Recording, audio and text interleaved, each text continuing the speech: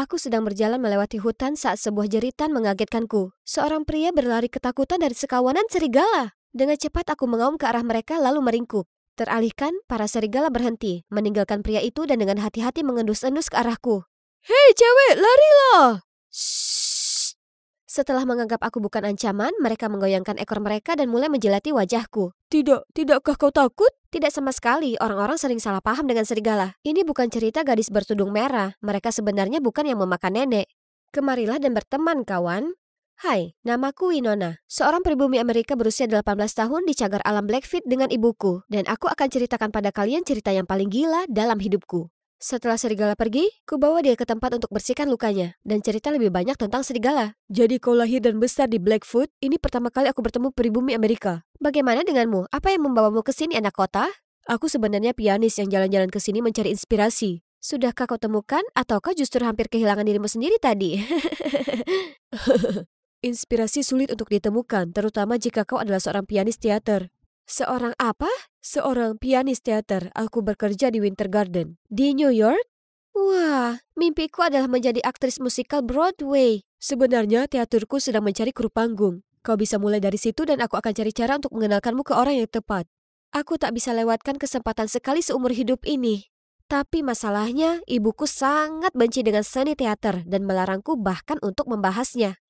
Jadi, aku harus menyusun rencana. Kubawa Luke pulang untuk makan siang. Ibu sangat menerima dan bahkan menyiapkan jamuan makan. Jadi kamu Luke ya? Apa yang membawamu ke Montana?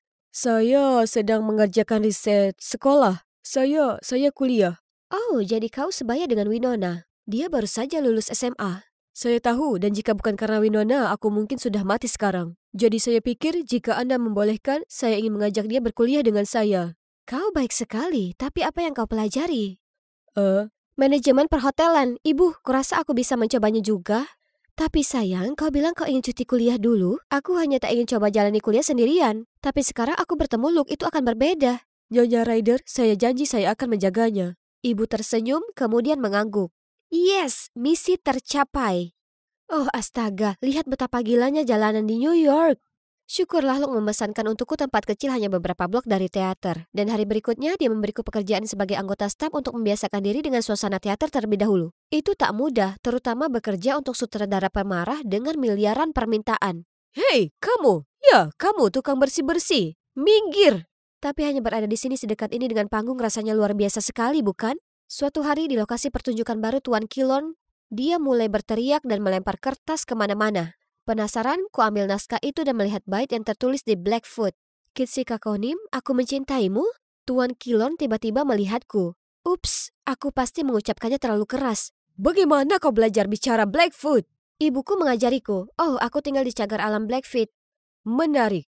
Kau tahu tidak, kau terpilih untuk peran utama drama ini. Pergi dan temui Jet pelatihnya di studio teater. Dia akan memberikan instruksi. Aku terdiam mematung dan tak bisa mempercayai apa yang baru saja terjadi hingga Luke muncul. Menunduk ke sutradara dan menarikku keluar dari sana. Apa aku akhirnya menjalani mimpiku sekarang? Ini dia, studio dari kartun nama itu. Hah? Apa mereka mengusir anjing hutan? Pria bodoh ini mengayunkan payungnya pada binatang yang menggeram itu. Aku berusaha memberitahu semua orang untuk mundur tapi tak ada yang mendengar suaraku yang kecil. Hingga seorang pria di sebelahku tiba-tiba angkat bicara. Semuanya mundur! Syukurlah orang-orang akhirnya mendengar. Dengan perlahan ku dekati anjing hutan itu, berlutut dan menawarkan tanganku padanya. Saat dia terlihat cukup mempercayaiku, dengan lembut ku usap kepalanya dan menenangkannya. Tak lama, asisten Tuan Kilon muncul dan membawa masuk anjing hutan itu. Ternyata itu peliharaan Tuan Kilon. Siapa yang memelihara makhluk liar jadi peliharaan di ruang perkotaan yang padat seperti ini? Kau tak apa? Apa kau terluka? Aku baik-baik saja. Kasihan anjing liar itu tampak ketakutan. Kau tahu banyak soal binatang ya? Aku tumbuh besar dengan mereka, ya, dalam mitologi Blackfoot, anjing liar adalah roh pelindung. Nah, kau memang roh pelindung tadi itu. Aku masih sangat tersentuh dengan kata-katanya, kemudian Luke tiba-tiba muncul. Winona, aku baru saja dengar apa yang terjadi. Kau tak apa? Apa yang kau lakukan di sini? Laki-laki itu yang bersikap ramah beberapa saat lalu, kini tampak waspada dan berlalu begitu saja sementara Luke memelototinya. Aku tak apa, kau sebaiknya jauh-jauh dari dia. Luke sepertinya tak suka dengan laki-laki itu. Ada sesuatu yang janggal di antara mereka berdua. Aku pergi dan menemui Jet, mentor kami. Dia memberitahuku tentang peran itu dan mengenalkanku ke Nathan, aktor pasanganku yang kebetulan adalah laki-laki yang baru kutemui itu. Aku tersenyum lebar dan mengulurkan tanganku ke Nathan, tapi dia cuma mengacuhkanku dan berpaling ke naskah. Halo, apa aku ini hanya orang asing yang berbahaya sekarang? Lalu kami coba akting pembuka. Tapi karena ini pertama kali aku di atas meja putar, aku salah langkah, lalu jatuh. Nathan! Aku tersipu saat dia tiba-tiba melirik Luke dan menjatuhkanku hampir mencium lantai. Tepat saat itu seorang gadis menerobos masuk. Apa semuanya sudah siap untuk setku? Kau terlambat lagi, Stella, dan sebenarnya kau dan Winona berdua akan berlatih dan kita akan lihat siapa yang pantas untuk peran itu. Winona siapa? Seolah orang yang bukan siapa-siapa ini bisa masuk dan berusaha mencuri peranku. Sombongnya, dia beruntung si bukan siapa-siapa ini tak mau membuat keributan di hari pertamanya. Selama jeda istirahat, ku tanya Luke lebih jauh tentang Stella. Stella itu sangat berbakat. Dia itu luar biasa dalam menari, bernyanyi, dan akting. Tapi tak heran karena dia sudah berlatih sejak dia masih kecil. Itulah tepatnya kenapa kita sebaiknya berikan saja perannya. Buang-buang waktu berurusan dengan amatir. Itu sangat kasar. Sangat disayangkan pernah menganggap dia ramah. Di minggu-minggu berikutnya, aku akhirnya lebih memahami karakterku. Peran utama perempuan itu merupakan wanita Blackfoot yang lembut dan membumi. Mudah sekali. Aku hanya perlu berpura-pura jadi ibuku. Hanya saja, tambatan hatiku di lokasi si Nathan membuat segalanya menjadi sulit. Di panggung, dia menolak lakukan kontak mata denganku. Tapi dia tak punya kesulitan saat dia di atas sana dengan Stella. Setiap hari aku makan siang dengan Luke, sedangkan Nathan dan Stella terkekeh di sudut ruangan yang lain. Bertingkah seolah mereka pasangan paling berkuasa di sini. Apa mereka benar-benar jatuh cinta? Oh, Winona, tolonglah. Kenapa kau harus peduli? Setelah makan siang, kuacuhkan tatapan tajam Stella dan fokus menjadi kekasih Nathan di panggung. Nyanyian macam apa itu? Beri aku waktu istirahat saja. Itu cukup, Stella. Sebenarnya aku baru diberi informasi Tuan Kilon saat makan siang kalau Winona mendapatkan peran itu. Hah, lucu sekali. Tidak, ini bukan bercanda. Lihat penampilanmu akhir-akhir ini, Stella. Agak mengecewakan. Winona, teruskan kerja yang bagus ini. Stella terlihat seolah darahnya baru saja tersedot keluar. Aku berseri-seri menghadap Luke. Tapi anehnya dia tampak khawatir dan lari mengejar Stella. Apa dia punya perasaan padanya? Lihat itu. Kenapa dia tak mengakui saja perasaannya ke Stella dan sudahi tragedi cinta bertepuk sebelah tangan ini? Bukankah ini karena kau dan Stella pacaran? Dan itu juga sebab kau setengah hati tiap kali berada di lokasi set denganku? Bukan, hanya saja aku tak bisa mengontrol diriku tiap kali kita bertatap mata. Apa maksudnya begitu? Selamat ya, aku selalu tahu kau pantas mendapatkan peran ini. Dia benar, aku bekerja sangat keras untuk ini. Aku sudah sedekat itu meraih mimpiku saat ini. Hari berikutnya aku bergegas menuju gladi bersih resmi pertama dan berakting sepenuh hati di depan Tuan Kilor dan seluruh kru. Aku sedang menari mengikuti lagu sentimental Luke saat pintu terbanting terbuka. Itu ibu? Aku tak percaya kau bohong padaku dan datang ke sini lakukan tindakan bodoh ini. Oh tidak, Tuan Kilor menjadi pucat sementara Jet terkesiap saat melihat ibu. Ku coba minta untuk menyelesaikan adegan itu tapi... Baiklah, biarlah seperti ini. Sampai kau akhirnya paham kau bukan lagi putriku. Ibu lalu segera keluar dari sana. Tuan Kilor memberitahu semua orang untuk istirahat lalu ikut pergi. Aku segera datangi Luke dan bertanya apa dia memberitahu ibuku kebenarannya. Tapi saat dia tergagap, Tuan Kilor mendatangi kami berdua. Aku tak tahu kau harus berbohong pada ibumu untuk sampai di sini. Ya, sayangnya begitu. Ibu tahu tentang mimpi beraktingku, tapi ia selalu bersikap negatif akan itu. Apa benar begitu? Ya, kau lakukan pekerjaan dengan baik. Teruskan berlatih untuk pertunjukan. Dan mungkin, ajak aku ke ibumu kapan-kapan dan akan kucoba jelaskan ini padanya. Terdorong oleh umpan balik sutradara, keesokan harinya dengan percaya diri aku berakting. Namun Jet sepertinya tak puas dan mengkritik gerakanku mengatakan kalau itu terlalu kaku. Winona, aku berikan peran itu ke Stella. Kau perlu latihan lebih lanjut. Apa? Aku bukan mainan yang bisa kau lemparkan ke sana-sini. Apa ini semua hanya sebuah pertunjukan agar aku dan dia saling diadu domba? Ada apa itu tadi? Kenapa berubah? Kau tak memenuhi syarat, kembalilah kepada ibumu. Apa urusannya ini dengan ibuku? Aku tak tahu apa yang terjadi, tapi aku yakin akan satu hal. Aku perlu membuktikan diri. Jadi aku tinggal di studio untuk berlatih, berayun, dan melenggangkan jiwaku di bawah cahaya studio hingga tak sengaja kakiku terkilir. Tepat saat itu Nathan datang dan membantuku berdiri. Kenapa kau masih di sini? Kulihat kau tetap di sini, jadi kupikir aku akan tinggal lebih lama. Saat dia berbicara, dengan lembut ditekannya kantung es ke pergelangan kakiku. Kurasakan getaran dalam diri, tapi tiba-tiba aku ingat sikapnya sebelumnya dan mendorongnya menjauh. Siap untuk berdiri, tapi terjatuh ke dalam pelukannya lagi. Kau pasti berpikir aku ini pelin-pelan, tapi aku hanya tak ingin Luke salah paham akan segalanya. Apa maksudmu? Kita hanya berteman, dan ada apa antara kau dan Luke? Kemudian dia memberitahuku kalau dia dan Stella dulu sahabat baik di sekolah akting. Hingga Luke muncul. Luke langsung tertarik dengan Stella dan minta Nathan untuk mencomblangkan mereka. Nathan tentu saja dengan senang hati setuju. Tapi hari berikutnya Stella tiba-tiba mengungkapkan perasaannya ke Nathan tepat di depan Luke. Luke tidak menerimanya dengan baik dan mengira aku mempermainkannya. Dia membenciku sejak itu. Jadi, kau dan Stella hanya teman? Kami berteman. Stella mungkin tampak kekanakan, tapi dia sebenarnya baik. Dia menghadapi banyak hal dalam dirinya. Aku hanya memperhatikannya. Tapi saat ini dia harus belajar untuk berdiri sendiri karena kurasa aku sudah temukan ruh pelindungku. Ruh pelindungnya? Kami sangat dekat. Aku bersumpah kami hampir berciuman. Tapi segera aku lepas dan bilang aku harus pergi berlatih. Gladi resik terakhir adalah kesempatan terakhirku untuk dapatkan peranku kembali saat ini. Aku muncul hanya sebagai pengganti hari ini, tapi saat semua orang bersiap gladi bersih, satu-satunya yang menghilang adalah Stella. Sepertinya tak seorang pun berhasil menghubunginya dan sutradara mulai tak sabar. Jet tak punya pilihan lain kecuali mendorongku ke panggung. Luke sepertinya tak senang dengan pergantian ini dan tiba-tiba memainkan piano lebih cepat dari yang kuharapkan. Kebingungan, kuhela napas panjang dan biarkan diriku sendiri terhanyut secara alami mengikuti ritmenya. Saat jeda, aku bertanya pada Luke, kenapa begitu? Hentikan Winona, aku sudah tahu. Kau di sini semua berkat ayahmu sang sutradara. Tapi kau membodohiku dengan cerita kecilmu. Kau paksa Stella menyingkir dari peran yang dipilihnya untuknya. Siapa ayahku? Tuan Killorn? Tepat saat itu aku dipanggil untuk aktingku berikutnya. Masih kebingungan dengan apa yang dikatakan Luke, aku tak bisa fokus dengan bagianku dengan Nathan. Tiba-tiba aku dengar Nathan teriakkan namaku dan loncat untuk mendorongku ke samping. Aku terjatuh ke lantai dan melihat lampu gantung besar mendarat di atas Nathan. Semua orang bergegas untuk memeriksa kami dan di antara kerumunan datanglah ibuku. Kami semua menunggu dokter untuk memeriksa Nathan saat Luke tiba-tiba berujar. Aku minta maaf atas apa yang kukatakan. Jet bilang Tuan Killorn ayahmu dan kalian berdua memaksa Stella untuk melepaskan perannya. Tuan Killorn dan aku sama-sama menatap ibu dengan tatapan heran. Winona adalah putriku? Itu benar, Andrew. Tapi jangan khawatir, setelah Nathan pulih, akan kubawa Winona pulang. Tak akan mengganggumu dan Jet lagi. Tidak, kau ini salah paham. Kenapa kau tak memberitahu soal putri kita? Jet bilang kalau aku memberitahumu dia akan menyakiti Winona. Tunggu, apa ini ada hubungannya dengan kecelakaan itu? Karena tepat sebelum adegan, kulihat Jet berbicara ke anggota kru yang mengatur panggung untuk Nathan dan Winona. Aku akan memeriksa ini sekarang juga. Jadi, drama ini tentang Andrew dan seorang wanita Blackfoot yang jatuh cinta. Ini tentang Anda dan Ibu? Tuan Killorn tak menjawab, tapi melihat ibu dengan lembut dan ibu pun mulai menangis. Tak lama dokter keluar bilang kalau kami bisa menjenguk Nathan. Luke segera menarikku masuk, meninggalkan para orang tua di sana. Bagaimana perasaanmu? Ada yang tak nyaman? Kau tak marah padaku lagi?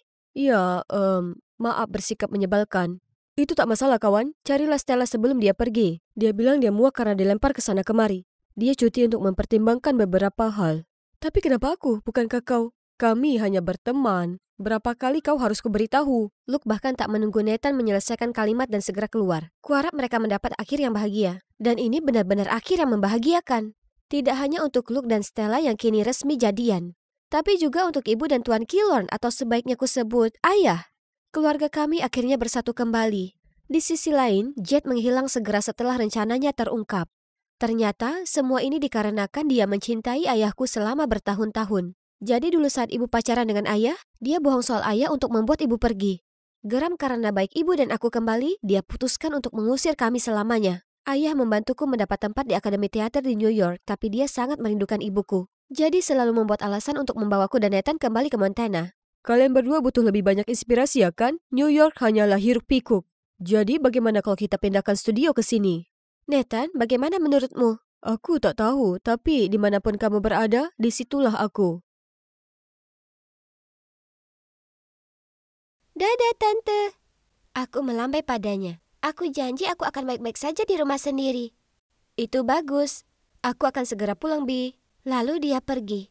Itu adalah tanteku Anna. Aku tinggal bersamanya sementara orang tuaku bertamasya. Aku hendak berjalan kembali ke ruang keluarga saat bel pintu berbunyi. Jadi, dengan cepat aku lari ke pintu dan mengintip lewat lubang pintu. Ah, itu ibuku. Cepat-cepat ku buka pintunya dan bergegas keluar untuk memeluknya erat. Ibu, kenapa ibu kembali begitu cepat? Ibu membelai rambutku dan dengan lembut berkata, "Oh sayangku, aku datang untuk menjemputmu. Bagaimana bisa aku meninggalkan putri kecilku sendiri? Sekarang cepatlah dan kemasi barang-barangmu." Aku memandang kebingungan. Tapi, Tante Anna sedang di toko kelontong. Apa tidak sebaiknya kita menunggunya? Ibu menggelengkan kepala. Tidak sayang, aku sudah menelponnya. Jadi, kami dengan cepat mengemasi barang-barangku. Lalu ibu menuntunku keluar ke sebuah mobil yang agak tua. Benar-benar beda dari BMW kami biasanya. Bu, Di mana ayah? Ini bukan mobil kita? Aku bertanya padanya. Ibu berlutut di depanku dan tersenyum berkata, ayah menunggu kita di pantai. Ini akan menyenangkan sekali. Aku melompat kegirangan. Yeay! Aku tidak sabar menunggu untuk bisa membangun istana pasir dan bermain air laut. Seru sekali. Di perjalanan, aku pasti tertidur. Karena saat ku buka mata, sudah gelap di luar sana. Aku keluar dari mobil dan melihat sekeliling. Mana lautnya? Yang kulihat cuma rumah kecil di perkampungan asing. Beatrice, ini rumah baru kita. Hanya ada kau dan aku mulai sekarang. Kata-kata ibu barusan langsung membangunkanku. Ibu, kenapa? Bagaimana dengan ayah? Aku terbata-bata. Dengar, ibu minta maaf. Aku tak bisa jelaskan itu padamu saat ini. Kamu masih terlalu muda untuk mengerti. Aku punya banyak sekali pertanyaan berkelibat di pikiranku. Tapi melihat wajah sedih ibu, aku tahu sebaiknya aku tidak bertanya apa-apa lagi. Keesokan paginya, aku bangun penuh semangat dan penasaran dengan awal baru di sini. Kubuka gorden dan melihat sekelompok anak seumuranku bermain di seberang jalan. Jadi tanpa pikir panjang aku bergegas keluar untuk bergabung dengan mereka. Halo, aku Beat. Tiba-tiba ibuku keluar entah dari mana. Ada kepanikan di wajahnya saat dia berteriak. Sudah kubilang padamu tetap di dalam. Lalu menarikku kembali pulang. Semua orang melongo melihat kami. Termasuk pria yang tinggal di seberang jalan. Itu sangat memalukan. Segera setelah pintu terbanting menutup, dengan nada serius ibu berkata, kita baru pindah di sini. Kau tak seharusnya berteman dengan orang asing secepat itu. Dan jangan bicara terlalu banyak tentang dirimu, oke? Ibu tak pernah keberatan aku bermain dengan anak-anak lain sebelumnya. Jadi kenapa sekarang begitu? Ini tak masuk akal. Setelahnya, ia hanya memperbolehkanku keluar rumah untuk sekolah. Dan ia selalu mengawasiku. Jadi itulah kenapa aku tak bisa berteman sama sekali di sini. Aku sangat membencinya. Aku sangat kesepian. Satu hal yang baik tentangnya adalah dia tak punya banyak aturan rumah. Jadi aku bisa habiskan seharian nonton kartun sambil makan makanan cepat saji. Dan dia tak keberatan sama sekali. Ini hebat karena sebelum pindah ke sini, ibu dan ayah tak pernah biarkan aku melakukan hal seperti ini. Tapi akhirnya aku bosan dengan makanan cepat saji itu. Aku merasa jijik. Aku kangen spaghetti dengan saus kepiting spesial buatan ibu. Jadi aku memohon padanya untuk membuatkannya. Awalnya ia menolak, mengatakan kalau ibu sangat sibuk. Jadi aku terus merengek sampai akhirnya ia setuju. Kemudian aku ke dapur untuk makan malam. Ruangan itu sangat kacau. Panci dan wajan di mana-mana. Ibu juga terlihat berantakan saat memberikanku sepiring spaghetti dan bakso. Bukan masakan andalannya. Ya, oke, ini kelihatannya enak kok. Jadi ku ambil segarpu penuh sementara ibu melihat. Air! Aku butuh air! Ya ampun, ini sangat asin. Dengan cepat mengganti piring pastaku dengan sekotak ayam goreng dan berkata, hari ini aku sibuk, jadi kurang fokus. Maaf sayang. Sikapnya yang canggung membuatku tertawa. Tidak, tak apa kok bu.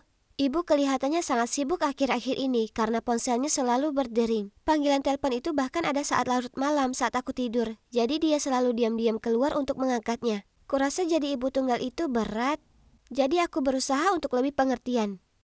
Dan begitulah waktu berlalu. Berada di dalam dan tak punya teman sudah jadi hal biasa bagiku. Tetap saja, aku sering duduk di jendela dan menatap iri ke arah anak-anak yang bermain di luar. Kemudian suatu kali aku sedang melakukannya. Ibu muncul dan bertanya apa aku ingin pergi ke taman hiburan terdekat. Wah, apa ada yang lebih baik dari ini?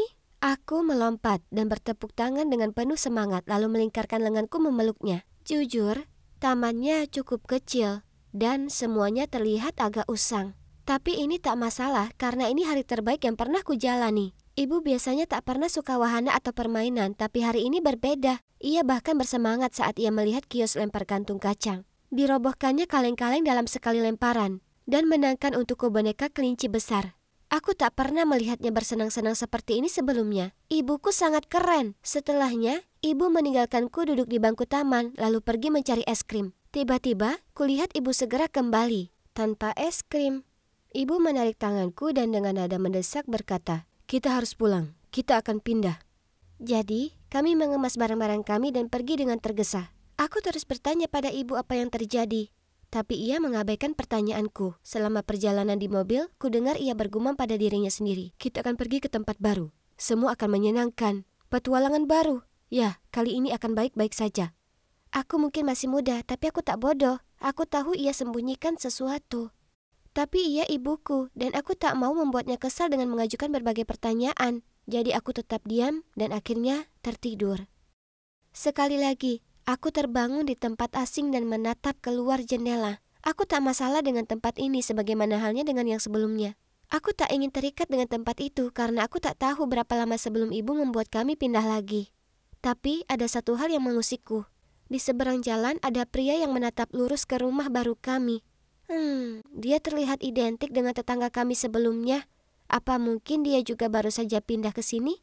Sungguh kebetulan. Aku menyebutkan pria itu ke ibu, tapi ibu bilang padaku tak mengenalnya. Lalu kemudian dengan tegas menyuruhku untuk jangan pernah berinteraksi dengannya. Di sekolah, aku adalah anak aneh yang tak bicara dengan siapapun. Semakin bertambah usiaku, makin buruk rasanya. Dan anak lain menertawakanku, dan kudengar mereka memanggilku aneh di belakangku. Aku merasa begitu kesepian dan depresi. Jadi di rumah aku sering hanya duduk di dekat jendela dengan sebuah buku dan berusaha berpura-pura petualangan yang kubaca terjadi padaku.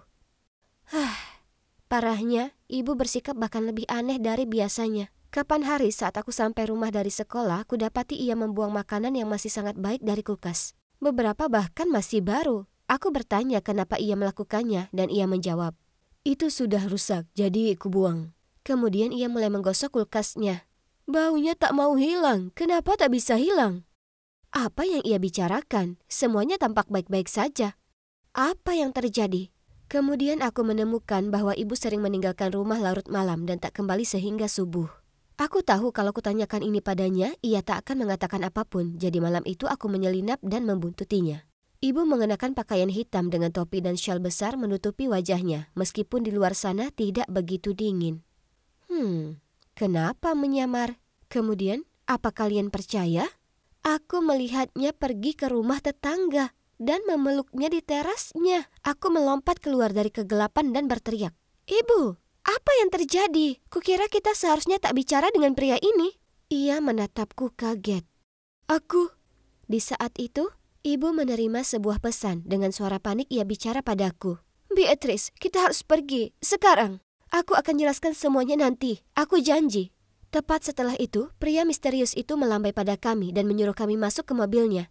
Lalu ia mengebut di sepanjang malam. Setelah kesadaranku kembali, aku menoleh ke ibu dan bertanya, "Ku harap ada penjelasan yang bagus." Sebenarnya kita berada dalam bahaya, sayang. Ini soal ayahmu. Ia seorang penipu. Aku baru mengetahui ini saat sedang bertamasya dengannya dan aku sudah lari darinya sejak itu." "Apa? Aku tak pernah mengira ayahku jadi orang lain. Ini tak masuk akal."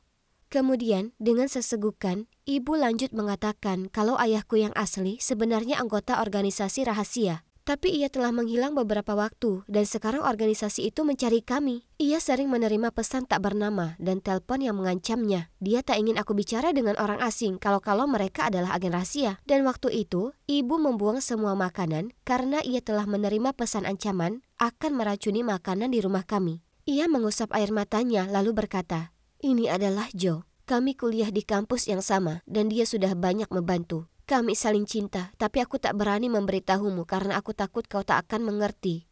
Aku memandang si Joe ini. Entahlah, ada yang tak beres dengannya. Tapi mungkin aku hanya parno. Maksudku, dia sudah membantu ibu, ya kan? Apa itu? Sejak aku tahu soal organisasi rahasia itu, aku sedikit gelisah. Bagaimana jika mereka tiba-tiba muncul dan membawaku dan ibu pergi? Aku tahu ibu juga khawatir karena ia terlihat menjaga jarak. Aku hanya ingin membuat semuanya lebih baik bagi kami berdua. Kemudian Natal pun tiba. Kali ini cukup spesial karena untuk pertama kalinya sejak kami bersembunyi, kami punya tamu. Ya, satu tamu, Joe. Kami bersulang untuk mengucap selamat Natal, tapi bukannya meletakkan gelas, ibu menenggaknya dalam sekali tegukan. "Ibu? Apa ibu minum malam ini?" Aku bertanya padanya tak percaya. "Tentu saja sayang, ini kan Natal. Biar ku beritahu kau, aku ini tak kalah dari pria kalau masalah minum." Aku menggigit bibirku sambil memikirkan ini. Ibu punya alergi alkohol dan paling banyak ia hanya menyesapnya sedikit saja. Tiba-tiba aku terpikir sesuatu. Mungkin ayah bukanlah penipunya selama ini. Bisa jadi itu adalah ibu? Ia menikmati wahana roller coaster. Meskipun seingatku, ibu takut ketinggian. Ia tak bisa masak. Ia sekarang cinta Joe, si pria asing, dan ia bisa menenggak alkohol tanpa jatuh sakit. Jika ini benar, maka siapa yang bisa kupercaya sekarang? Ada yang tak benar. Naluriku bisa merasakannya. Jadi hari berikutnya, diam-diam aku pergi ke kantor polisi, bukan ke sekolah seperti biasanya. Kemudian kutemukan sesuatu yang gila. Ternyata, orang tuaku yang asli sudah mencariku selama lebih dari 6 tahun. Ya Tuhan! Sementara ibu yang hidup denganku, siapa dia? Aku berusaha tenang sementara menunggu polisi untuk menghubungi orang tuaku terlebih dahulu. Dan segera saat mereka sampai di sana, kami bertiga menangis. Itulah saat ibuku yang asli memberitahuku seluruh kebenarannya. Sebenarnya, ia punya saudara kembar bernama Linda. Tak ada yang tahu tentang Linda dikarenakan masalah hutangnya. Kakek mengusirnya dan melarangnya muncul lagi di hadapan siapapun dari keluarga kami. Tapi ibu tak bisa tidak mengakui kembarannya sendiri. Jadi diam-diam ibu memberinya uang. Kemudian suatu kali, Linda meminta terlalu banyak sampai ibu menolaknya. Tak disangka, ia datang dan menculikku untuk memaksa ibuku mengiriminya uang. Selama itu, ibuku terus mengirim uang padanya untuk memastikan kebutuhanku tercukupi. Tapi ibu belum memberi informasi tentang Linda ke polisi. Karena ibu masih ingin bicara terlebih dahulu padanya, supaya saudaranya tak akan terkena masalah. Wah, ini terlalu sulit untuk diterima. Setelahnya, ibu berlari ke ayah yang sedang menunggu untuk bicara dengan polisi. Ibu meraih tangan ayah dan memohon padanya agar memberi Tante Linda kesempatan. Seperti yang kalian tahu, aku kehilangan kesempatan menjalani masa kecil yang normal karena tanteku. Dan apa yang dilakukannya itu salah. Tapi ada bagian dari diriku yang selalu peduli padanya. Karena dia mengasuhku selama bertahun-tahun. Dan hatiku mendesakku untuk mengatakan, "Ayah, aku juga tak ingin menyerahkannya." Ayah melihatku dengan ragu. Tapi pada akhirnya, ia mengangguk setuju. Jadi, kami memutuskan untuk menanganinya sendiri, tanpa campur tangan polisi. Kemudian hari berikutnya, sesuai rencana, aku di halaman depan dengan ibuku yang palsu. Saat kembarannya berjalan menuju rumah kami dan menemuinya. Setelah Tante Linda melewati rasa kagetnya di awal, ia mengakui semuanya padaku. Itu menyedihkan. Tapi sekarang aku lega semua sudah berlalu. Ibu melunasi semua hutang saudaranya dengan satu syarat. Bahwa dia tak boleh sekalipun mendekatiku lagi. Sekarang aku kembali pulang dengan orang tuaku yang asli. Akan butuh penyesuaian diri karena aku sudah lupa bagaimana cara berteman. Dan pergi keluar sendirian membuatku gugup. Sepertinya kenangan petualangan dengan Tante Linda yang tak diundang itu mungkin akan menghantuiku selama beberapa waktu. Aku tahu aku harus berusaha dan melanjutkan hidup. Aku tak bisa kembalikan 6 tahun yang telah berlalu, tapi aku bisa lakukan yang terbaik dan merengkuh masa depan. Ayo, biarkan kami melihatnya sekali saja. Lagian itu juga tidak terlalu bagus. Hah, apa sih yang para atlet itu ketahui tentang seni? Aku segera membungkuk untuk mengambil gambar-gambarku yang berharga, dan saat itulah aku mendengar sebuah suara. Oh, kamu juga suka anim? Ini serial Under the Moon. OMG, jangan bilang kamu Odazai. Iya. Apa itu benar-benar kamu? Aku Tia. Aku penggemar beratmu. Ya Tuhan, aku tidak percaya aku bertemu denganmu di kehidupan nyata. Jadi, cowok kutu buku itu adalah aku, James. Dan cowok cantik itu adalah Tia. Itulah dia percakapan pertama kami bersama. Saat dia mengetahui kalau aku Odazai, yang merupakan nama penaku. Segera setelah itu Tia menjadi pacarku. Senang rasanya pacaran dengan cewek yang memiliki minat yang sama denganku. Kami bisa menonton anime bersama sepanjang waktu. Begitulah kami tenggelam dalam film Amagi Brilliant Park. Tiba-tiba Tia menoleh ke arahku dan bertanya, "James, pesta Halloween sekolah minggu depan, dan aku tidak tahu harus pakai kostum apa. Hei, kenapa kamu tidak mencoba menjadi Latifah Fleuranza?" Tia menatapku dengan skeptis. Tidak mungkin cewek biasa sepertiku bisa menjadi seperti cewek anime cantik. Aku tersenyum. Tentu saja bisa, jangan cemas, aku akan membantumu. Jadi kami mulai merencanakan kostum kami. Aku akan menjadi Gojo, dan Tia sebagai Latifah Fleuranza. Menyenangkan, ya kan? Kami online untuk menonton banyak video tutorial tata rias cewek anime impian, dan bergabung dengan grup cosplay untuk mendapatkan kostum kami. Membeli kostum itu bagian yang mudah. Tapi teknik makeup cewek anime adalah pekerjaan yang cukup sulit untuk dilakukan. Mata bulat besar, warna mata tidak natural, bulu mata tebal dan panjang, dagu lancip, mulut kecil, dan lain sebagainya. Itu Tia. Yakin dia baru saja mematahkan pensil alisnya menjadi 2. Urusan makeup ini sepertinya membuat stres ya. Aku tiba di pesta terlebih dahulu dan menunggu Tia di luar. Aku merasa lumayan keren dengan kostum Gojo dan aku tidak sabar untuk melihat Tia memakai kostumnya. OMG, apa itu? Tia? Dia kelihatan lebih cantik dari Dewi dalam cerita. Aku tidak bisa berhenti memuji kekawainya.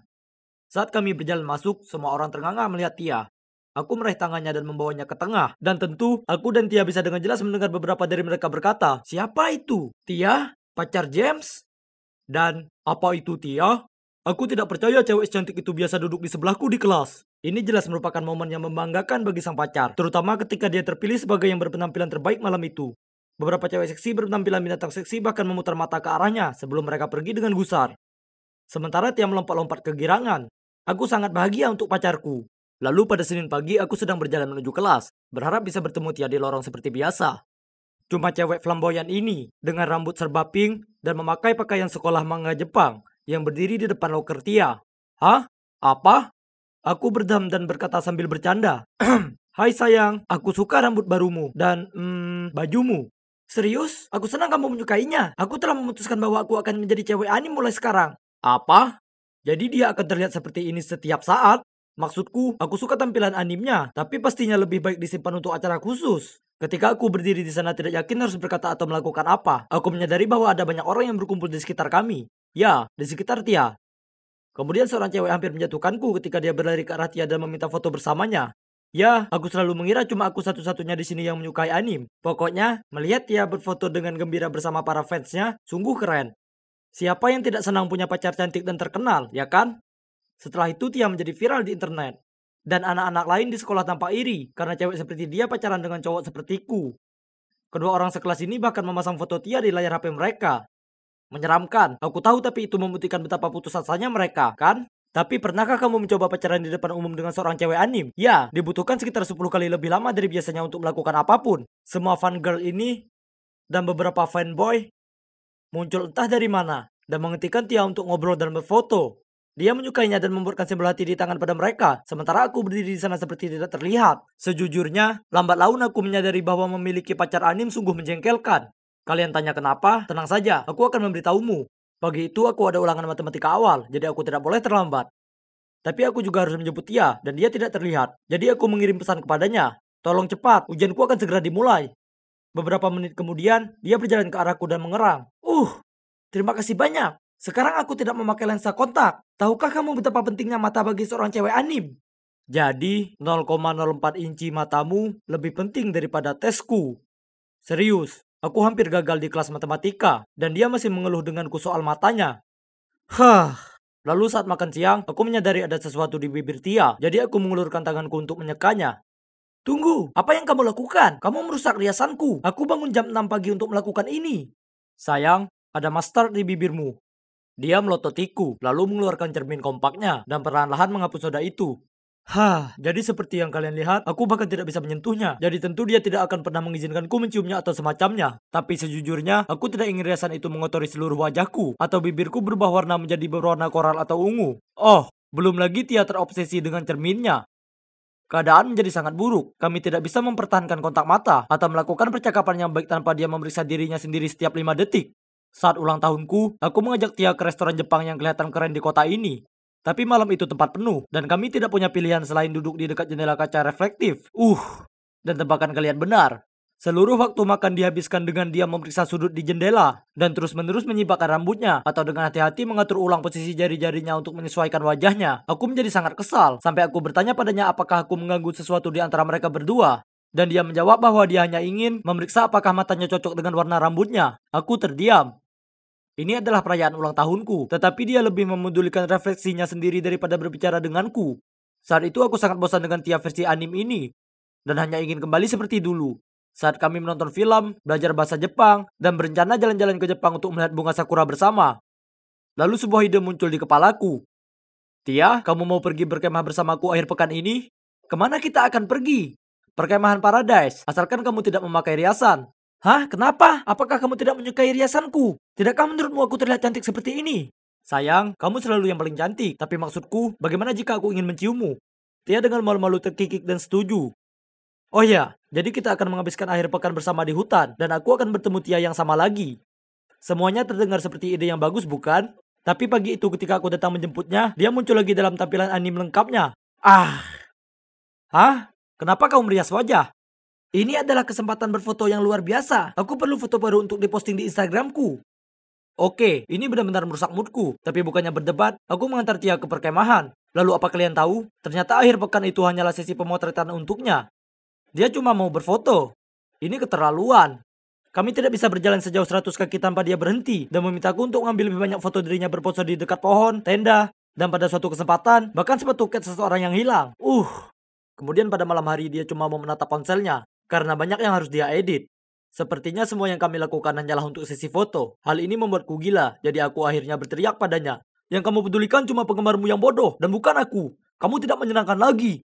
Lalu aku membalikkan tubuhku dan merajuk seperti itu sampai akhirnya aku tertidur.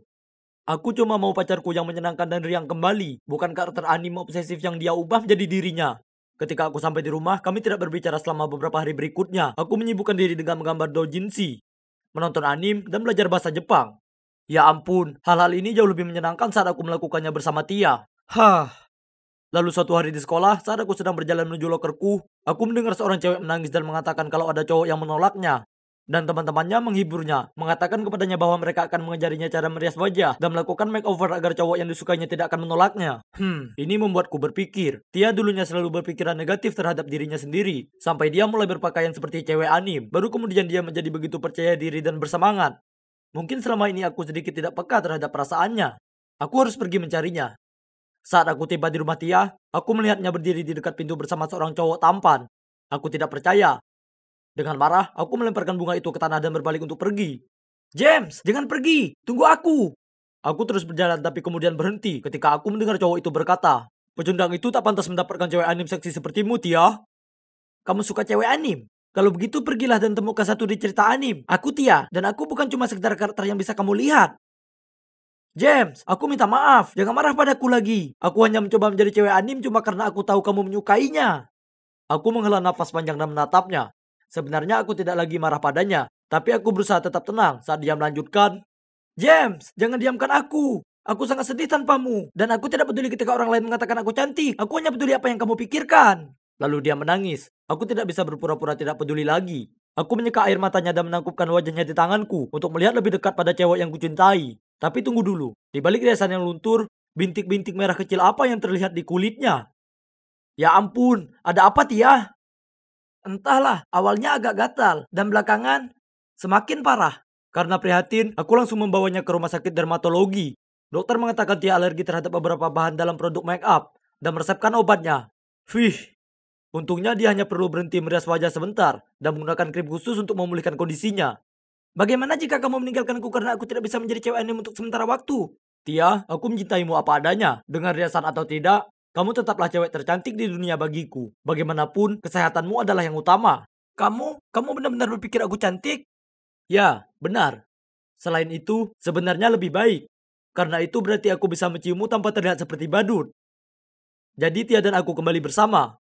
Tia akhirnya menyadari bahwa aku mencintainya dan aku peduli dengan kesehatan dan kecantikan batinnya, bukan cuma penampilannya. Sekarang dia tidak lagi memakai riasan seperti cewek anime, kecuali untuk pesta atau acara cosplay. Setiap hari dia hanya memakai riasan tipis.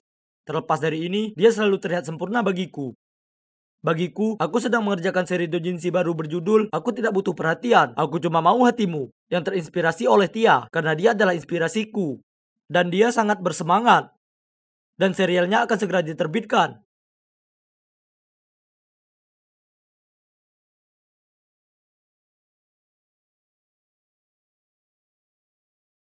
Semua ini terjadi karena adanya gelombang baru COVID-19. Pihak berwenang memberlakukan lockdown secara nasional yang diperkirakan akan berlangsung selama 2 minggu. Lockdown akan dimulai pada tengah malam. Oh tidak, aku harus kembali ke asramaku. Lagi pula kita tidak perlu membuang waktu lagi untuk membicarakan si brengsek ini. Aku buru-buru mengambil barang-barangku. Lalu tiba-tiba bel pintu berbunyi. Aku akan kembali sebentar lagi. Stephen pergi untuk membukakan pintu, sementara aku tidak punya pilihan selain menunggunya. Astaga, situasi pandemi ini sungguh mengkhawatirkan. Dan aku sudah tidak berminat untuk mendengar kabar buruk lagi. Dari ruang tamu, aku bisa mendengar suara siapapun yang berdiri di luar pintu. Hei, bisakah aku menetap di sini sebentar? Tentu, tapi segera selesaikan hidupmu. Ya? Gabe? Gabe menoleh ke arahku. Matanya melebar ketika dia menyadari siapa aku dan dia dengan canggung memalingkan muka dariku. Jadi kalian berdua saling kenal? Stephen memandang kami, bingung. Terjadi keheningan yang canggung di antara kami bertiga sebelum dia melanjutkan. Jadi, Janet, ini Gabe. Dia temanku dari tim hoki kampus. Gabe, ini Janet, teman baikku sewaktu SMA. Astaga, ini telah mencapai tingkat ketidaknyamanan yang baru. Gabe kemudian berdehem. Ahem. Jadi, di mana aku tidur, Stevie? Lalu dia langsung menuju kamar tidur yang ditunjuk Stephen sambil menguap. Mengatakan dia mau tidur dulu. Stephen tertawa dan menoleh ke arahku sambil berkata, dia selalu seperti itu. Kami cukup dekat saat kuliah. Dia kadang-kadang datang dan menginap. Aku tergagap. Stephen, itu orang yang baru saja kuceritakan padamu. Orang yang membuatku takut. Stephen menatapku heran, tapi dia tidak mengatakan apa-apa. Aku sedang tidak mood untuk ini. Menurutku lebih baik aku pergi. Dan tepat ketika aku berpikir keadaan tidak akan menjadi lebih buruk, sebuah panggilan telepon datang. Saat melihatku panik, saat menerima telepon, Stephen pasti merasakan ada yang tidak beres. Dia bertanya padaku begitu aku menutup telepon. Apa semuanya baik-baik saja? Itu teman sekamarku. Dia baru saja memberitahuku bahwa ada kasus positif di asrama kami. Aku tidak bisa kembali sampai karantina selesai. Oh tidak, apa yang harus kulakukan? Semua barang-barangku ada di kamar asramaku, dan aku tidak bisa berkendara pulang ke kampung halamanku. Rasanya seperti 1 abad. Aku tidak akan bisa pergi kemanapun sebelum lockdown selesai. Dan menginap di beberapa hotel selama 2 minggu tentunya bukanlah pilihan yang cerdas. Janet, kamu bisa tinggal di sini. Stephen dengan lembut tersenyum padaku. Jangan khawatir, aku akan mengurus semuanya. Aku bisa menyiapkan sofa untukmu, jadi kamu tidak perlu tidur di kamarku. Oh, dia ingat aku punya sedikit klaustrofobia dan merasa tidak nyaman di kamar kecil. Aku hendak membalas, tapi dia menghentikanku. Lalu segera berjalan menuju sofa dan mulai menatanya kembali. Ini lucu, dan aku merasa tersentuh. Sepertinya aku tinggal di sini untuk karantina. Maksudku, ini akan baik-baik saja, tapi Gabe juga ada di sini. Dunia yang kecil, dan betapa canggungnya situasi yang aku alami. Tapi pilihan apa yang aku punya? Malam pertama, Stephen tinggal di ruang tamu bersamaku, dan kami banyak mengobrol. Apa kamu pernah berharap kita kembali ke masa SMA? Segalanya tampak lebih sederhana, ya kan? Kadang-kadang, itu membantu karena saat itu aku memiliki pacar yang paling manis. Apa kamu ingat saat kamu meminta tim pemandu sorak melakukan rutinitas khusus untuk ulang tahunku? Ini adalah hal paling lucu yang pernah dilakukan seseorang untukku. Stephen menyeringai. Baiklah, aku sudah mencobanya. Kita sangat bahagia saat itu.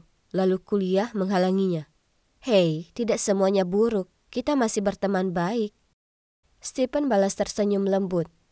Benar sekali. Senang rasanya melakukan perjalanan menyusuri jalan kenangan bersama Stephen. Dia dulunya adalah pacar yang manis dan penuh perhatian. Dan dia tetaplah cowok yang seperti itu. Apapun yang terjadi, berada di dekatnya membuatku merasa aman. Kami terus ngobrol sampai subuh. Lalu tertidur. Beberapa saat kemudian di pagi hari, aku terbangun karena suara pintu lemari es dibanting. Melalui mata kabur, aku mengetahui bahwa itu adalah Gabe. Dia memelototiku sebelum dia bergegas kembali ke kamarnya. Kenapa dia begitu membenciku? Lalu aku melihat dia meninggalkan pancake di atas meja. Oh, ini pasti untuk Stephen. Jadi aku membawanya ke dia. Dia sedang memakannya saat Gabe muncul kembali.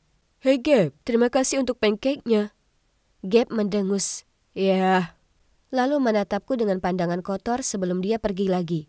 Aku berusaha sekuat tenaga untuk menghindari Gabe, tapi ini tidak mudah ketika aku terjebak di apartemen kecil bersamanya. Aku menghabiskan sebagian besar waktuku membaca buku atau mendengarkan musik.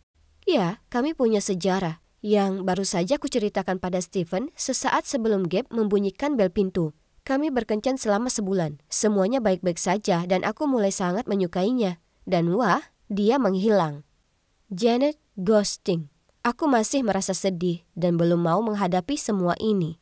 Apa alam semesta mengatur situasi karantina yang tidak nyata ini sehingga aku bisa mengatasi makhluk hantu ini?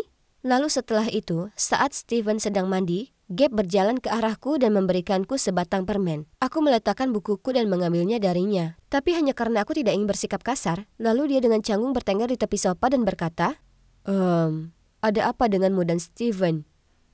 Hal ini membuatku jengkel, jadi aku berkata, itu bukan urusanmu. Mungkin saja, aku sudah tahu ada sesuatu yang terjadi saat aku masuk. Lalu sebelum aku bisa menjawab, dia melanjutkan, baik. Masuk akal kalau gadis sepertimu akan jatuh cinta pada playboy. Steven adalah cowok yang baik. Dia membiarkanmu tinggal di sini, ya kan? Jadi mungkin kamu harus berpikir 2 kali sebelum menjelek-jelekannya di masa depan. Gap mengambil permen itu dariku, lalu berdiri. Pipinya menggembung karena marah, dan dia tampak seperti akan meledak. Saat itulah Stephen muncul dan mencoba meredakan situasi. Dia mengajak Gap keluar ruangan, tapi setelah itu, aku terlalu marah untuk membaca. Jadi aku duduk di sana sambil memikirkan banyak hal dan merasa lebih jengkel dari sebelumnya. Makan malam itu sangat canggung. Kami semua duduk mengelilingi meja dalam keheningan yang mematikan dan Gap serta aku menghindari kontak mata. Aku merasa tidak enak karena Stephen terjebak di tengah situasi ini.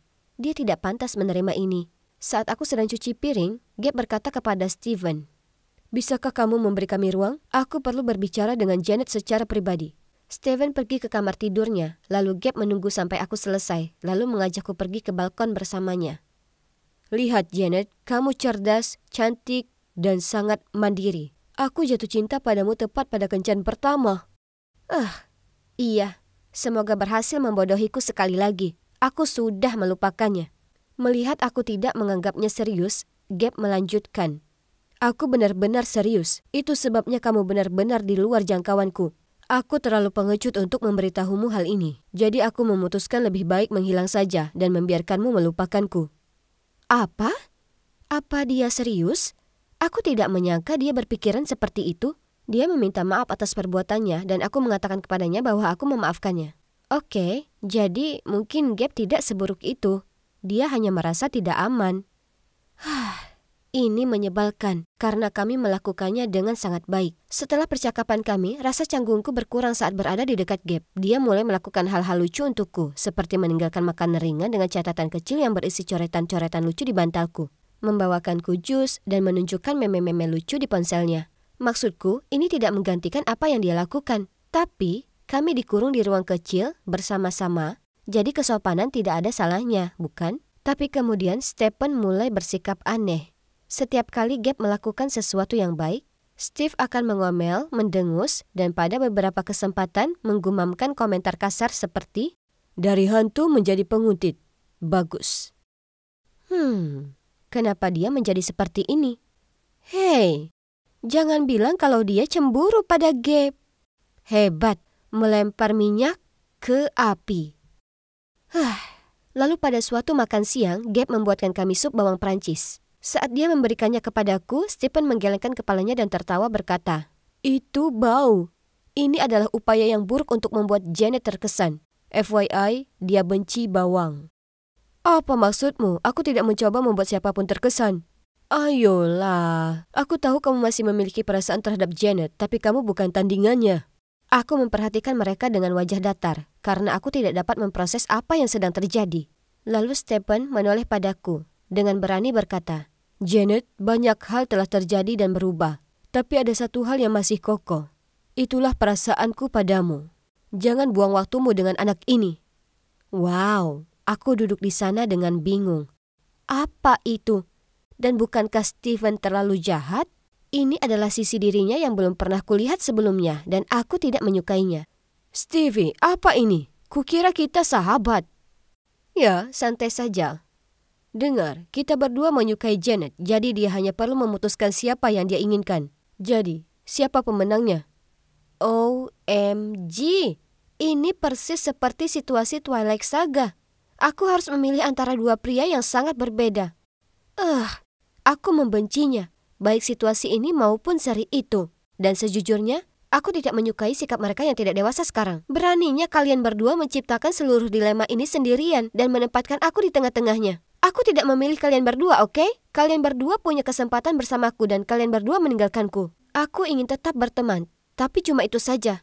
Aku bergegas pergi, berpikir ini akan menjadi akhir dari segalanya. Oh, betapa salahnya aku. Suatu kali aku sedang menonton film sendirian dan bangun untuk pergi ke kamar mandi. Ketika aku kembali, mereka berdua sedang duduk di sofa, saling berdebat tentang siapa yang harus tinggal dan duduk bersamaku. Karena muak aku berteriak, "Maukah kalian berdua berhenti? Kamu meninggalkanku untuk kuliah, dan kamu atas rasa tidak amanmu sendiri. Dan salah satu dari kalian bertingkah seperti pria dewasa. Aku ingin pacar yang bisa kuandalkan, dan yang pasti tidak ada di antara kalian."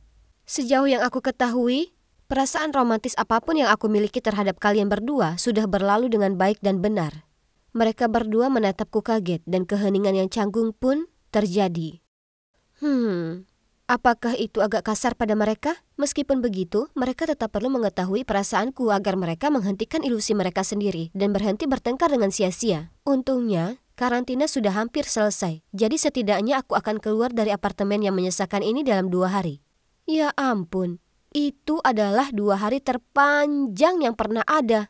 Tidak ada yang berbicara satu sama lain dan suasananya sangat buruk. Ketika akhirnya berakhir, aku mengucapkan terima kasih dengan cepat dan bergegas menuju pintu. "Janet, kita masih berteman kan?"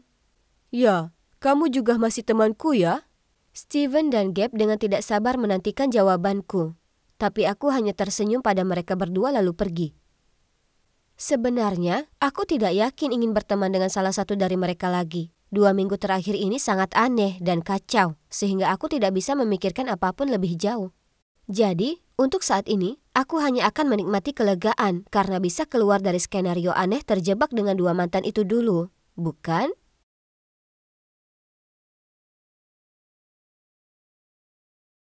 Aku sedang berada di sebuah pesta yang ramai menunggu seseorang yang menentukan aku menang taruhan dengan sepupuku atau tidak. Lupakan mantanmu yang bodoh itu. $50 kalau kau dapat nomor cowok berikutnya yang jalan melewati pintu itu.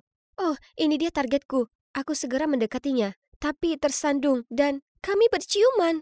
Aku bisa rasakan rasa anggur di bibirnya. Aku segera mendorongnya menjauh dan berdiri. Tolong minta nomor ponselnya. Cowok itu terlihat kebingungan, tapi tetap memberiku sebuah catatan. Sudah selesai, waktunya kabur dari lokasi. Hai, aku Agatha, si super introvert yang cegukan saat sedang gugup. Dan untungnya, sepupuku yang nyeleneh sudah menyeretku ke pesta yang keren ini. Aku berlari pulang melihat ibu terlihat sangat bersemangat. "Oh, anakku yang manis, kau sudah pulang." "Hanya saja, itu bukan minatku, Bu. Melainkan memasak. Aku punya beberapa berita luar biasa. Klub bola lokal sedang mencari chef. Jadi aku merekomendasikan kau dan coba tebak. Mereka bilang kau bisa segera mulai." Iya, aku sudah memimpikan menjadi seorang chef sejak aku kecil. Dan sekarang mimpi itu akan segera jadi nyata. Yuhu! Hari ini adalah harinya. Aku segera tiba di klub bola itu. Tapi rahangku hampir jatuh ke lantai saat kulihat Matteo, mantanku. Apa yang dia lakukan di sini? Kebingungan aku berpaling dan melihat cowok yang dari pesta itu. Ada apa ini? Hidupku resmi berakhir. Setelah perkenalan itu, aku langsung lari ke lapangan untuk menghirup udara segar. Tapi kemudian ada tangan yang menepuk pundakku. Itu dia lagi.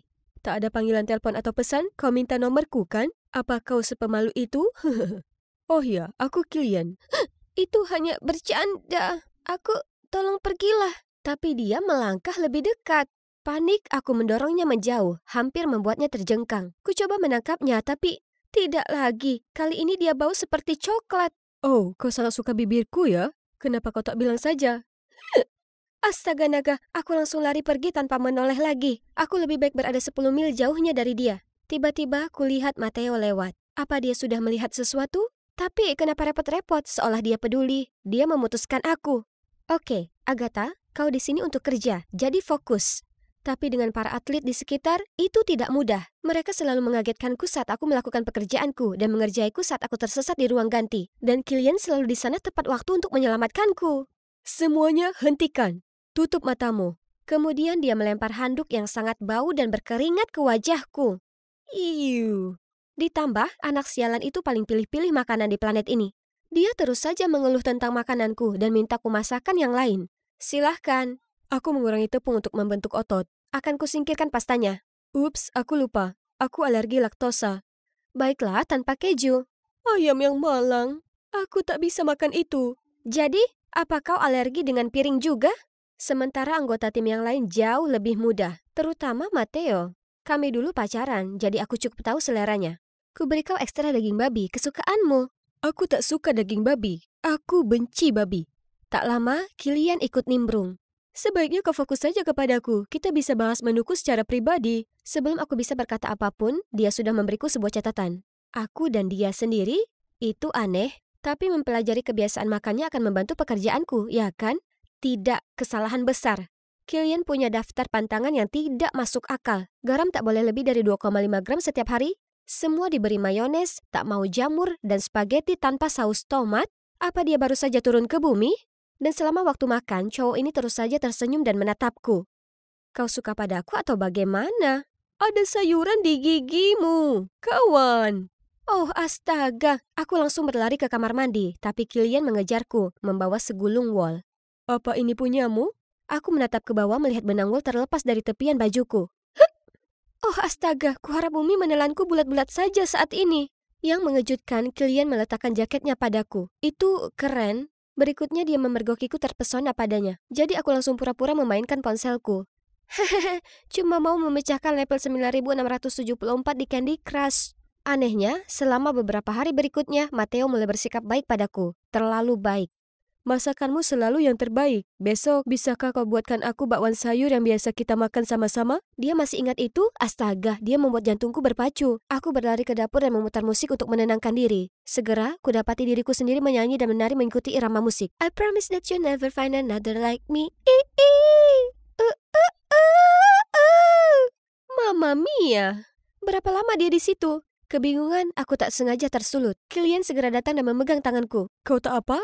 Kau bahkan tak bisa mengurusi dirimu sendiri. Kemudian dia memaksa menyelesaikan pekerjaanku dan bahkan menyiapkan sajian untuk kami. Wah, punggungnya yang bidang. Bukankah dia cukup menarik saat sedang masak? Kami bicara banyak dan ternyata kami punya banyak sekali kesamaan. Di balik rayuannya, dia sebenarnya lembut, peduli, dan juga pendengar yang baik. Aku tiba-tiba sadar kalau aku sudah berhenti cegukan sejak lama. Suatu sore, saat membagikan air, aku melihat Kilian. Oh wow, seakan-akan sinar matahari membuat lingkaran cahaya di sekelilingnya dan wajahnya yang sangat indah. Tunggu dulu, kenapa aku tersenyum? Tiba-tiba, ada cewek berpenampilan mewah datang mendekat. Kilian, kenapa kau tak membalas pesan-pesanku? Kau menggantungkan aku semalaman. Lihat, aku jadi dapat lingkaran hitam sekarang. Itu gara-gara kamu. Aku pergi beranjak, tapi entah dari mana, Matteo menarikku ke sudut. Kenapa kau dekat sekali dengannya? Dia hanya mempermainkanku. Hah? Apa maksudmu? Dia bersaing denganku dalam segala hal. Aku dingin padamu untuk melindungimu. Sekarang dia tahu kau penting bagiku, dia akan menyakitimu. Untuk menyakitiku. Kurasa dia hanya berusaha bersikap baik. Ayahnya adalah sponsor terbesar di klub kami. Kau sungguh mengira dia ingin bergaul dengan orang seperti kita? Sementara Sloan yang keluarganya punya rumah sakit di negara bagian ini ada di sini? Aku tak tahu apa yang harus dipercaya lagi. Namun demikian, aku harus akui mereka terlihat seperti pasangan sempurna. Suatu kali saat sedang memegang nampan kopi, dengan kikuk aku menabrak Sloan. Apa kau buta? Mengapa mereka membiarkan orang bodoh bekerja di sini? Ayo Sloan, kau menabraknya. Dia memang tampak baik padaku. Mungkin Matteo telah salah paham?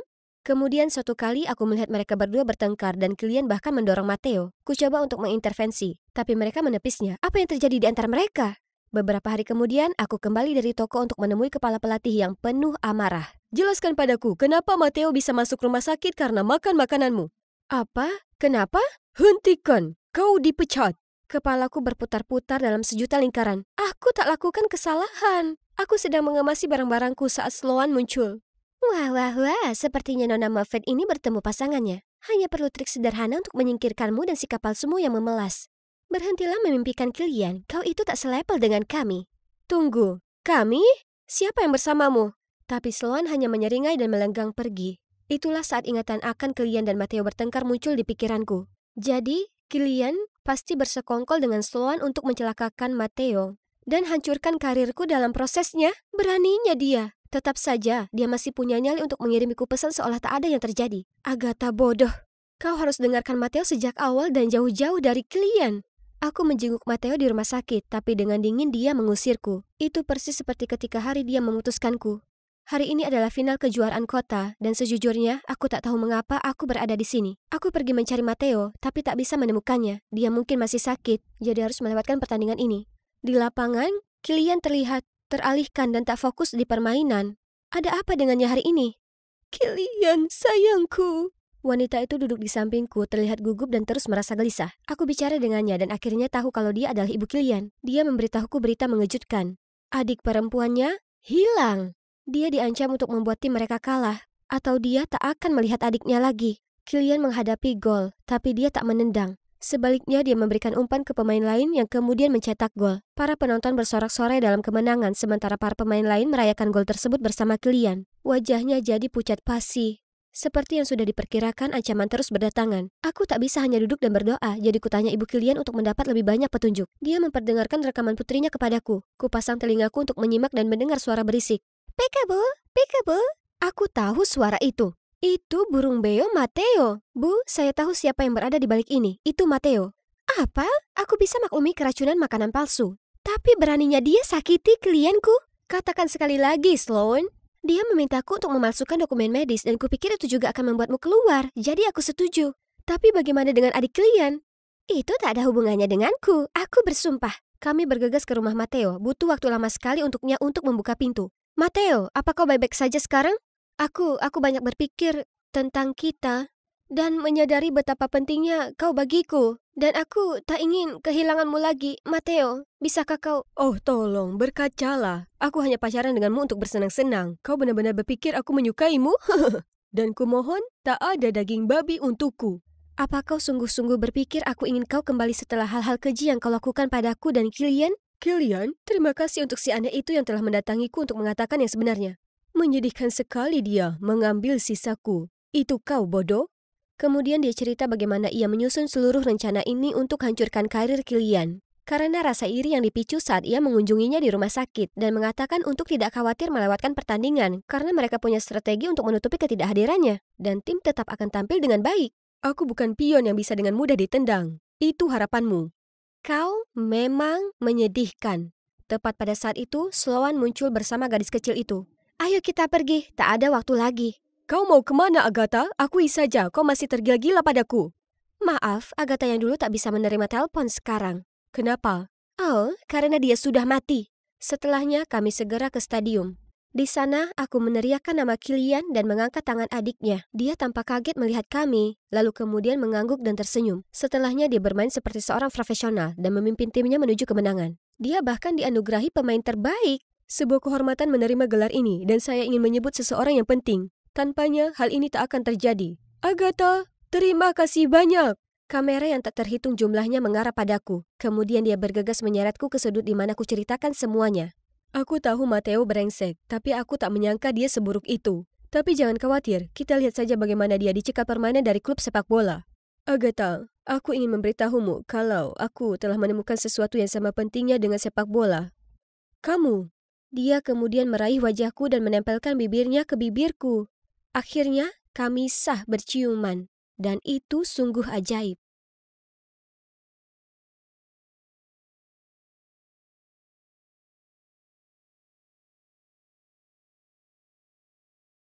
Aku masih menunggu hari di mana ibuku berkata, ini tak nyata, kita miliarder. Ini hanya supaya kau rendah hati. Tapi aku tahu itu tak akan terjadi. Dan aku tetaplah sederhana. Tapi maksudnya berlatar belakang sederhana. Hai, aku Edison dari Colorado. Sejak ayahku meninggal saat aku berusia 7 tahun, kami hidup miskin. Dan ibu marah setiap kali aku meminta uang padanya. Jadi, pergi ke perkemahan musim panas yang mahal seperti ini sepertinya tidak masuk akal bagiku. Tiba-tiba, seseorang merebut selebaran dari tanganku. Itu Katie dan Candice, cewek-cewek jahat di sekolah. Girls, apa kalian siap untuk trip ini? Rambut baru, kuku baru, baju baru, semua siap. Bagaimana denganmu, Eddie jelek? Ups, maaf, kami lupa kalau pecundang miskin sepertimu tak akan mampu ikut serta. Aku menahan air mataku saat mereka tertawa, kemudian pergi. Edison, kau baik-baik saja? Jangan dengarkan mereka, aku bisa membantu. Menjauhlah dariku, Leila. Cewek kaya sepertimu tak akan pernah mengerti. Kutepis tangannya dan berlari pergi. Kita lihat saja. Ibu sedang bersiap untuk shift malamnya dan sepertinya tidak sedang bad mood. Maksudku ini kesempatanku untuk bertanya. Ibu, aku perlu uang untuk camp sekolah. Ini kesempatan terakhir untuk... Kita hampir tak mampu bayar uang sewa bulan ini. Apa kau tahu itu? Carilah cara untuk menghasilkan uang sendiri daripada terus meminta padaku. Di usiamu sekarang kau masih saja tak pengertian. Tak pengertian? Apa ibu pernah mengerti aku? Aku benci betapa miskinnya keluarga kita ini. Dan lebih dari apapun, aku benci ibu. Aku langsung lari ke kamarku, mengemasi tas, dan segera meninggalkan rumah. Ini sudah jam 2 dini hari. Dan badai salju ini makin memburuk. Kuacuhkan puluhan panggilan dari ibuku. Tak mungkin aku kembali ke rumah itu. Sampai kapanpun. Rasanya membeku. Ku cari-cari dalam tas ranselku sarung tanganku saat, Alice in Wonderland, buku kesukaanku. Momen terindah di hidupku tiba-tiba datang kembali padaku. Saat ayah membacakan dongeng sebelum tidur setiap malam, aku tak pernah lupa matanya yang lembut dan suaranya yang hangat. Saat ku balik halaman dengan harapan bisa mengalihkan perhatianku dari badai ini, ponselku memberitahukan panggilan lain dari ibu. Aku harus memberitahunya untuk tak menggangguku lagi. Tunggu dulu, rumah sakit? Ibuku mengalami kecelakaan kerja? Segera ku kayuh sepedaku menuju ke sana, tapi badai yang menderu melemparkan tumpukan salju ke arahku.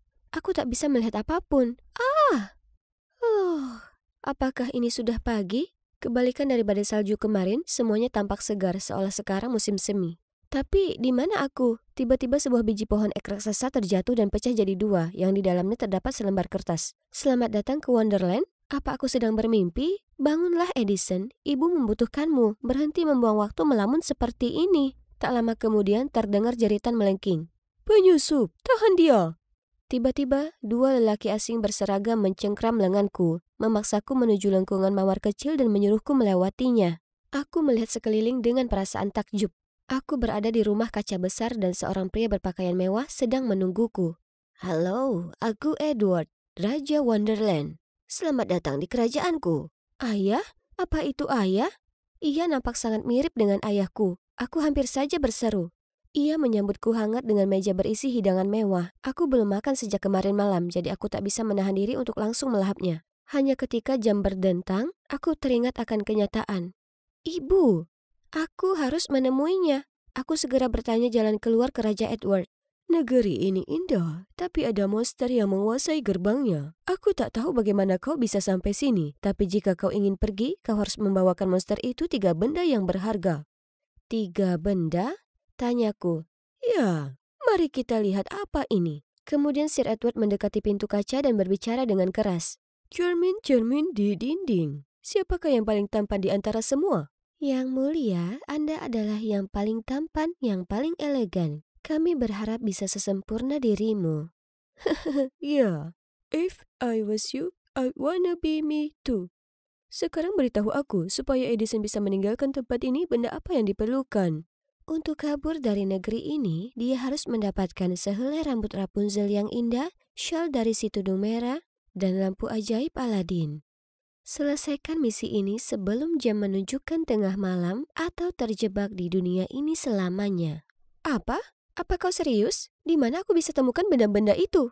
Jangan khawatir, aku akan mengutus Arthur, pengawal terdekatku, untuk menemanimu. Saat itulah seorang pria tinggi tampan kira-kira seusiaku muncul. Hai gadis kecil, tak ada waktu lagi, kita harus pergi sekarang. Kemudian dia memberikan pakaian dan menyuruhku untuk berganti. Setelahnya kami melewati gerbang yang sama seperti sebelumnya. Hanya saja kali ini tak lagi menuju Taman Mawar Merah, melainkan ke saluran pembuangan bawah tanah. Apa yang kita lakukan di bawah sini? Ini bau. Arthur tak berkata apa-apa dan dengan cepat menemukan tangga menuju ke atas. Aku segera mengikutinya dan ada jalanan yang ramai di depanku. Kuperhatikan semua orang sedang melihat sesuatu. Itu rambut pirang panjang terjuntai dari geria tawang pencakar langit. Hah? Rapunzel? Tinggal di gedung Empire State? Konyol! Kami segera berjalan menuju ke sana, tapi tempatnya dijaga dengan sangat ketat. Bagaimana kita bisa masuk? Itulah kenapa ku bilang pakai ini. Jadi dengan mudah kami berbaur dengan pembantu dan pelayan memasuki gedung. Wah, aku tak pernah menginjakan kaki di rumah semewah ini. Siapa kau?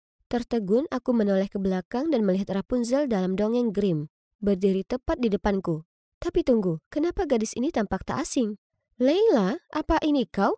Oh astaga, aku tahu kau kaya, tapi aku tak menyangka kau tinggal di rumah seindah ini. Kau mengenalku? Dengan bersemangat kutunjukkan padanya foto sekelas kami. Leila tampaknya sangat tertarik dengan foto itu, tapi dia tak bisa mengingat apapun, dan memintaku lebih banyak cerita tentang sekolah.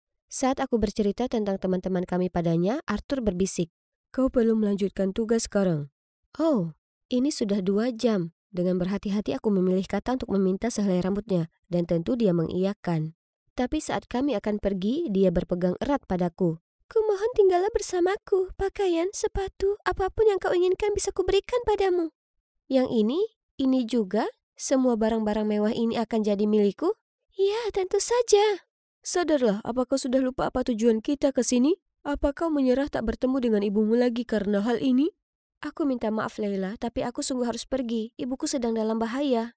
Kalau begitu kumohon ajak aku bersamamu. Aku tak bisa lagi berada dalam rumah mengerikan ini lagi. Ayolah, kau punya segalanya yang ada di bumi ini. Ini seperti surga.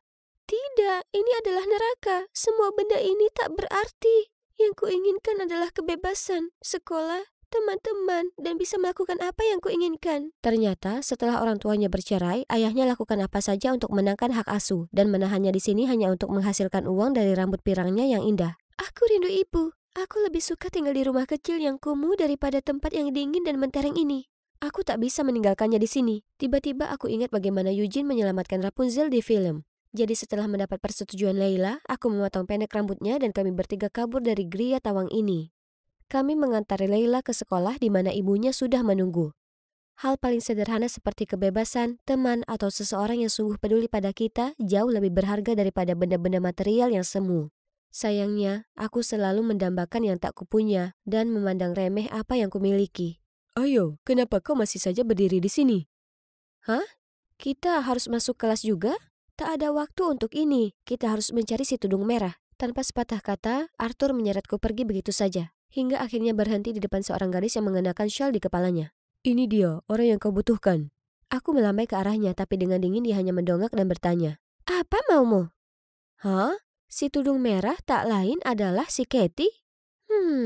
Aku akan langsung saja. Aku butuh syal merahmu. Apa kau bisa? Permisi? Ini Gucci. Kau tahu berapa harganya? Ini bahkan edisi terbatas.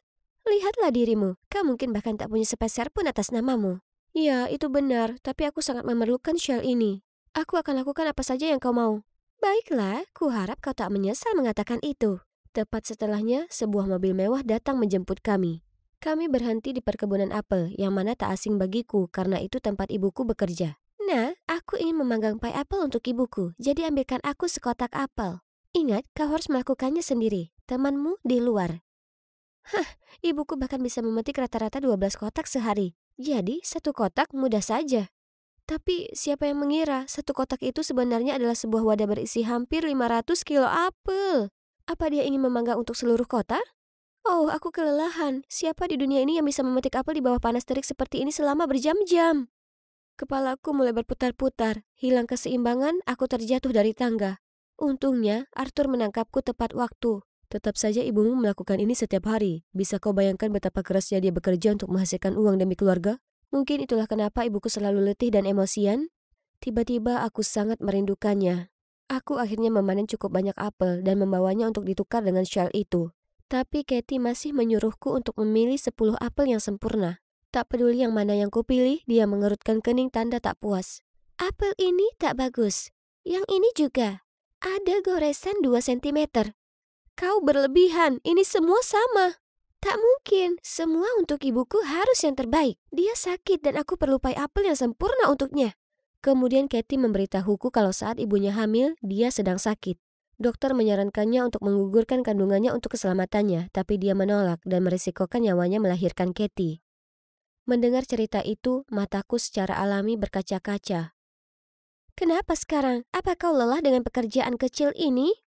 Tidak, aku hanya sangat merindukan ibuku. Aku sangat ingin kembali padanya. Aku menyadari kalau bahkan Katie, cewek jahat tak berhati itu masih mencintai ibunya sebesar ini. Tapi semua yang kulakukan hanyalah meminta dan memohon-mohon pada ibuku. Aku anak yang buruk sekali. Jika kau sangat menyayangi ibumu, kau tahu harus bagaimana mulai sekarang. Bantu aku mengantar hadiah ini ke ibumu yang berjasa, oke? Dan ini, ambillah dan lengkapi misi itu. Akhirnya, kami sampai. Persinggahan terakhir adalah sebuah museum. Arthur berkata kalau ada ruang rahasia dengan lampu ajaib. Tapi mendapatkan kunci ke ruangan itu sudah cukup merepotkan. Laser keamanan tersebar di mana-mana, jadi kami masuk melalui sistem ventilasi. Arthur mengikatkan tali melingkari pinggangku lalu perlahan-lahan menurunkanku ke tempat kunci itu. Sedikit lagi dan ku dapatkan. Tapi segera saat ku sentuh kunci itu, setetes keringatku jatuh menyebabkan alarm menyala. Para penjaga segera masuk dari pintu, tapi untungnya Arthur menarikku tepat waktu. Kami berhasil keluar dari sistem ventilasi, tapi tempat ini seperti labirin, lalu Arthur menarikku sembunyi di balik dinding. Sedikit demi sedikit, wajahnya kian mendekat ke wajahku, dan jantungku berdegup kencang. Tiba-tiba, seluruh dinding di belakangku bergerak. Ternyata ada tangga rahasia menuju ke ruang bawah tanah dan tak butuh waktu lama bagi kami untuk temukan ruangan itu. Hah? Di mana lampu ajaib itu? Arthur mendekati satu-satunya benda di ruangan itu, sebuah proyektor. Dia menyalakannya, lalu pada dinding putih muncul gambar ibuku yang lelah setelah sepanjang hari bekerja. Tapi begitu pulang ke rumah, dia masih datang memeriksa apa aku tidur nyenyak. Gambaran dirinya yang bangun lebih awal untuk menyiapkan sarapan kesukaanku. Di atas segalanya, dia sesungguhnya tahu mengenai trip camping itu dan berusaha bekerja lembur supaya aku bisa ikut. Waktu menipis, kau harus segera kembali dan menyerahkan benda-benda ini. Aku berusaha kembali tenang dan dengan cepat menyeka air mataku lalu pergi dengan Arthur. Aku akan segera kembali bersama ibuku. Aku akan kembali, tolong bawa aku ke gerbang. Tiba-tiba, bunyi berdentang membuatku terpaku. Aku minta maaf, tapi waktunya habis. Kau sudah gagal dalam misi ini. Tapi kenapa khawatir? Tak terlalu buruk berada di sini. Kau akan punya segala yang kau inginkan. Dengan cara apapun, tolong antar aku ke monster itu. Aku tak butuh yang lainnya. Aku hanya ingin bersama dengan ibuku. Aku telah bersikap abai selama ini. Aku tak bisa meninggalkannya saat ia sangat membutuhkanku. Sebenarnya tak ada monster di sini. Itu keserakahan, keegoisan, dan sikap tak bersyukur yang ada di dalam diri kita masing-masing. Tapi aku bisa tahu kau sudah mengalahkan monstermu dan memetik pelajaran. Jadi, kau bisa menuju ke ibumu sekarang. Hah? Semuanya menjadi sangat terang. Di mana aku? Sayang, kau bangun. Syukurlah. Seseorang meremas tanganku. Itu adalah ibu. Ibu memberitahuku bagaimana dia pingsan di tempat kerja karena terlalu lelah. Kemudian dia tahu kalau aku terjatuh dari sepedaku di badai salju dan tak sadarkan diri. Ini sayang. Ibu meletakkan sejumlah uang di tanganku. Sekarang kau bisa pergi ke trip camping. Aku sangat menyesal membuatmu kesal dan aku janji akan bekerja lebih keras lagi supaya kau tak kekurangan. Aku pun menangis dan menggelengkan kepala. Aku tak memelukkannya. Aku tak ingin ibu bekerja lembur dan membahayakan kesehatan ibu untukku. Ibu sehat dan ada di sisiku saja yang kubutuhkan. Bu, tolong maafkan aku atas semuanya. Saat kami usai berpelukan, kulihat seseorang berdiri di ambang pintu. Arthur. Ternyata Arthurlah yang menyelamatkanku di badai salju itu. Terima kasih banyak. Kau satria berbaju zirahku. Kapan saja, aku lega kau baik-baik saja. Aku bersungguh-sungguh, aku tak akan menyelesaikan misi itu tanpamu. Hah? Misi apa? Menatap matanya yang indah itu, jujur aku merasa seolah dia dikirim ayahku untuk membantuku belajar dari kesalahanku dan mensyukuri apa yang kupunya. Lupakan, aku hanya lega kau ada di sini.